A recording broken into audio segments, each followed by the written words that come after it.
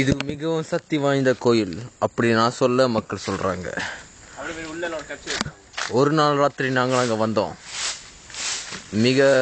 மணி ஒரு 2 இருக்கோங்க. எங்கள் நண்பர் ரகு எங்களை கட்டாயப்படுத்தி கூட்டிகிட்டு வந்தார். ஏன்னு கேட்டேன். அவர் எங்களுக்கு பதில் சொல்ல மறுத்துட்டாரா கூட எனக்கு தெரியல. இப்போ நம்ம அவர் சந்திப்போம். அவர்கிட்ட நம்ம அந்த பதில் கேட்போம். அவர் இன்னைக்கு கோயிலை சுத்தம் பண்ணிட்டு இருக்காரு. இவர் தான் ரகு. என்னை மூடிட்டு போக சொல்றாரு. கோயிலுக்காக ஒருத்தங்க உயிரையும் கொடுப்பாரு.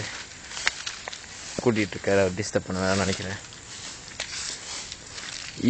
இவர் கூட இன்னொருத்தன் வந்தார்.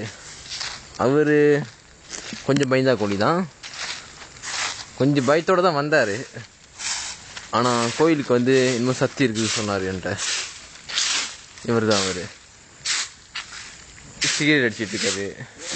பிரச்சனை இல்லை, கோயில் மதிக்க மாட்டாங்க. ஐயாவே சுருட்டு அடிக்கிறாரு. வேறு ஐயாவே சுருட்டு அடிக்கிறாரு. நியாயமான விவாதம். இது விவாதம் தான். நம்மளாலே ஒன்றும் பண்ண முடியாது. இதுதான் கோயில். இந்த மாதிரி அடுத்த மக்கள் கடுப்பாயிடுவாங்க. உள்ள போய் ஐயா பார்த்த எல்லாத்தையும் எடுக்க. இப்போ நான் கோயிலுக்குள்ளே என்ட்ரி ஆக போகிறேன்.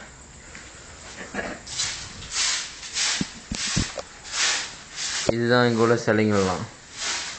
மிகவும் மிகவும் சக்தி வாய்ந்த சிலைகள். நீங்கள் கொஞ்சம் கூட வெடிச்சிடக்கூடாது. உடனே உங்களுக்கு ஏதாச்சும் ஒன்று ஆயிரும். அப்படின்னு நான் சொல்ல இங்கே உள்ள மக்கள் பல பேர் வயசானவங்களாம் சொல்லியிருக்காங்க. கூட்டி கலைச்சி கலப்பில் வராரு மிஸ்டர் ரகு.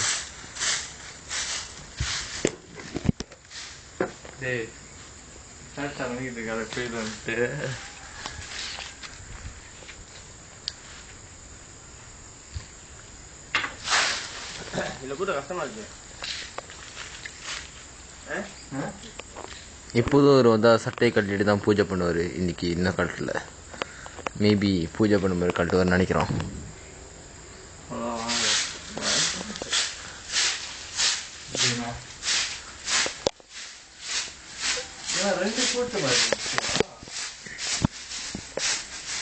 இதுதான் இங்கே உள்ளது வாழைப்பழ